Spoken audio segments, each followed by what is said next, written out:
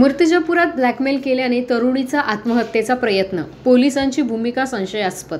माझ्यासोबत संबंध ठेव नाहीतर तुझे फोटो व्हायरल करणार असे म्हणत एका तरुणीला ब्लॅकमेल करणाऱ्या तरुणाचा मानसिक छळाला कंटाळून मुलीने विषप्राशन करून आत्महत्येचा प्रयत्न केला आहे। ग्रामीण भागातून मूर्तिजापूर येथे शिक्षणासाठी ही तरुणी रोज येत होती। ही तरुणी हलाखीच्या परिस्थितीत महाविद्यालयीन शिक्षण घेत आहे।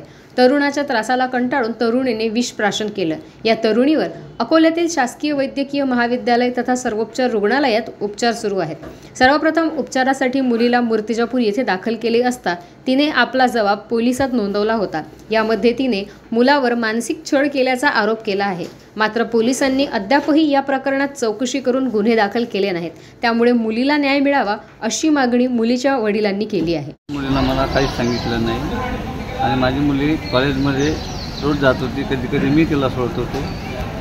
जात असताना आजपर्यंत मला असं तिने कोणतीही गोष्ट सांगितली की बाबा कोणाचा त्रास आहे काय आहे, पण डायरेक्ट त्या दिवशी पॉयझन घेतलं तिनं। त्या दिवशी मला तिनं डायरेक्ट सांगितलं की एका मुलीने मी हे पॉयझन घेत आहे। काय नाव आहे मुलाचं?